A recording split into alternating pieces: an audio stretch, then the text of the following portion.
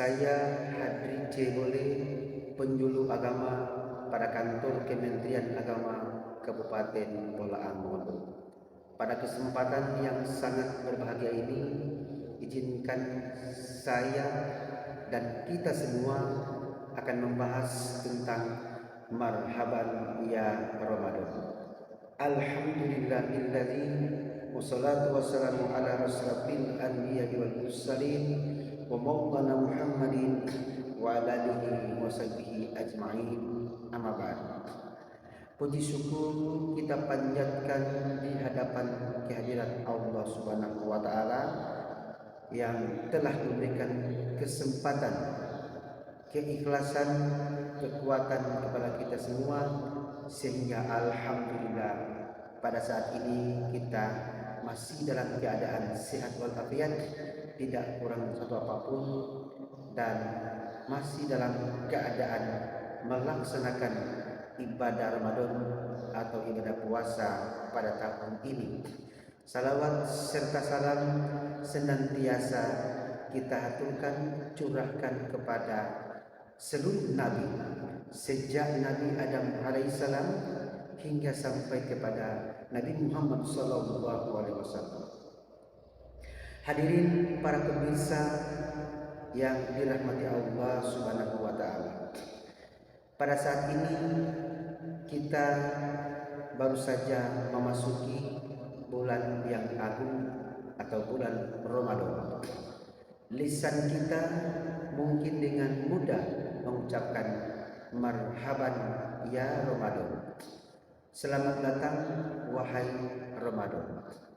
Namun mari kita tanyakan pada hati kita yang paling dalam, sudahkah kita menyambutnya dengan perasaan gembira, atau justru kita merasa berat karena membayangkan haus, lapar, dan rutinitas ibadah kita yang padat.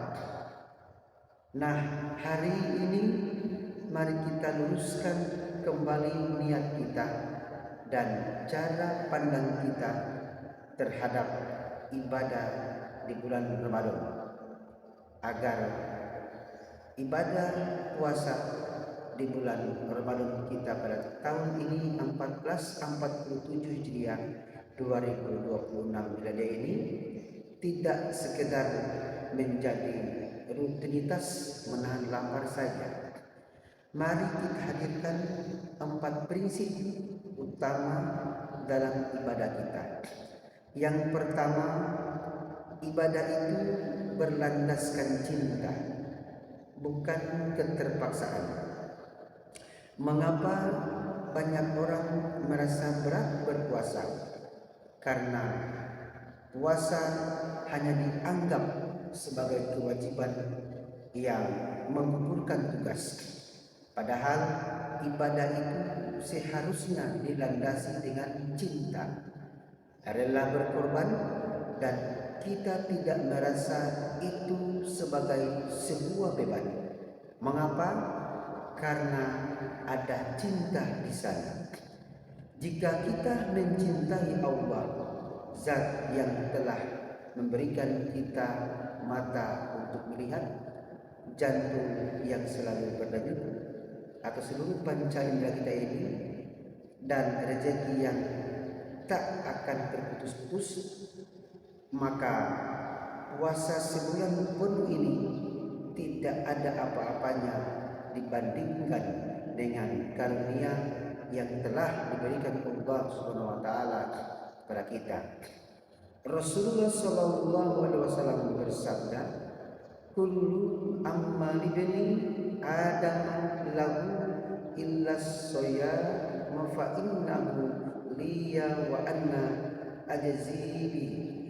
Setiap amal anak Adam adalah untuknya kecuali puasa. Sesungguhnya puasa itu untukku dan aku sendiri yang akan membalasnya. Hadis riwayat Bukhari dan Muslim. Puasa adalah rahasia cinta antara kita dan Allah Subhanahu wa taala. Tidak ada yang tahu kita berpuasa atau tidak, kecuali diri kita dan Allah. Hadirin para pemirsa yang dirahmati Allah Subhanahu wa taala, prinsip berpuasa kita yang kedua adalah tilawah dengan hati, bukan sekedar adu cepat. Di bulan Ramadan, masjid-masjid dan rumah-rumah semarak dengan lantunan Al-Quran. Ini adalah hal yang sangat baik. Namun akan lebih baik lagi jika kita tidak terjebak pada ambisi yang sifatnya hanya pada sisa kuantitas, di mana kita seakan-akan berlomba-lomba adu cepat menghatamkan Al-Quran berkali-kali. Menghatamkan Al-Quran itu sunnah dan mulia, tetapi memahami Al-Quran atau mentadaburinya adalah tujuan utamanya.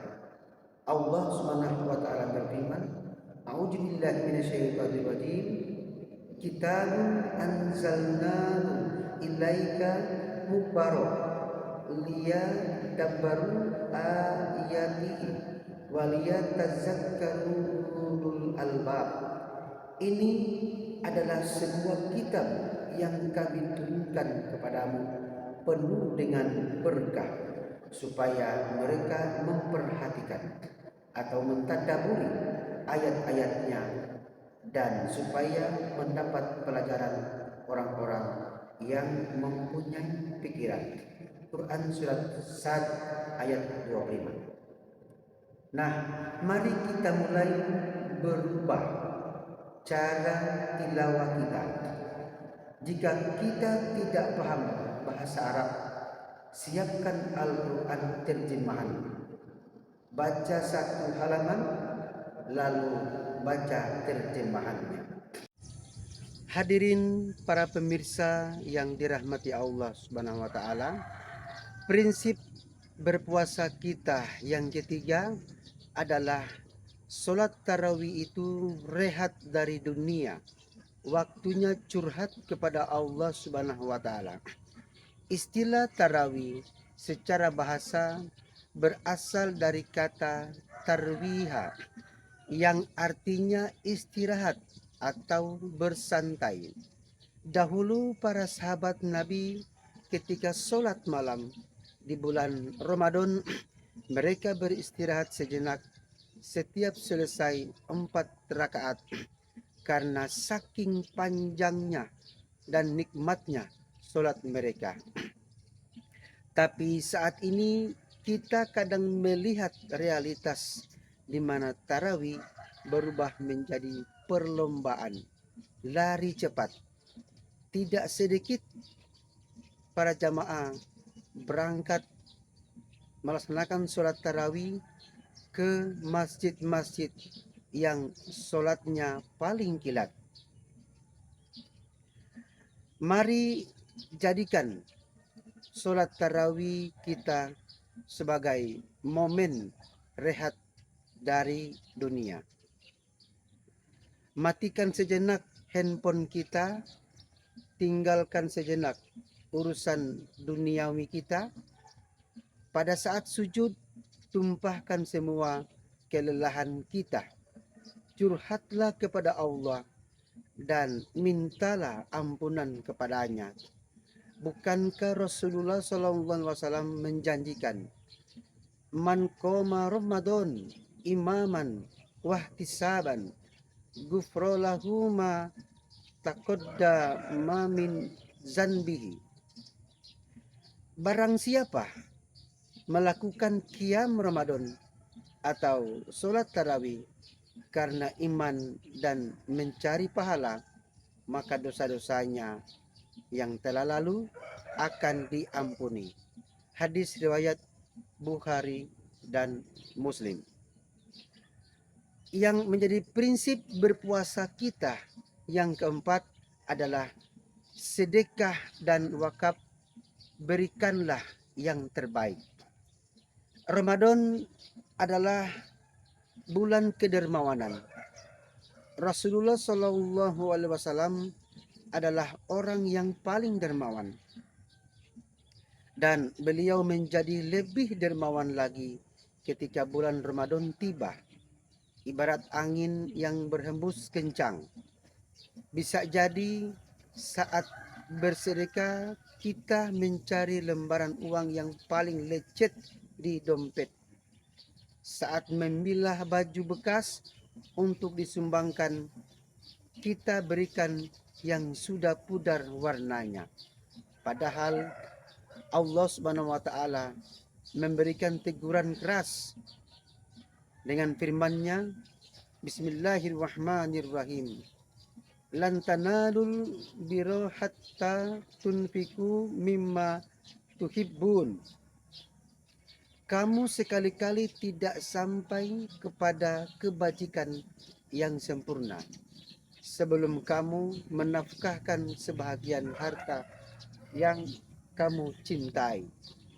Quran Surat Al-Imran ayat 92. Jika kita punya rejeki, berikanlah sedekah dan wakaf yang terbaik.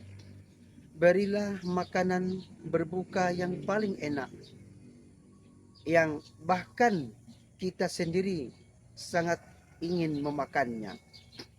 Jika berwakaf, wakafkanlah melalui lembaga-lembaga yang terpercaya. Dengan niat yang tulus, harta yang kita makan akan jadi kotoran. Pakaian yang kita pakai akan usang. Tetapi harta yang kita sedekahkan dan wakafkan dengan niat yang ikhlas, itulah yang akan kekal menemani kita di alam kubur dan di akhirat nanti. Hadirin pemirsa yang dirahmati Allah Subhanahu wa taala, marilah kita jadikan ibadah puasa Ramadan kita pada tahun ini berbeda. Jadikan puasa kita penuh dengan cinta. Tilawah kita penuh penghayatan. Tarawih kita sebagai waktu curhat kepada Sang Holik. Dan sedekah kita adalah persembahan terbaik. Bisa jadi ini adalah Ramadan terakhir dalam hidup kita. Hadirin pemirsa yang dirahmati Allah Subhanahu wa taala. Sampai di sini dulu yang bisa saya sampaikan lewat pembahasan kita pada saat ini.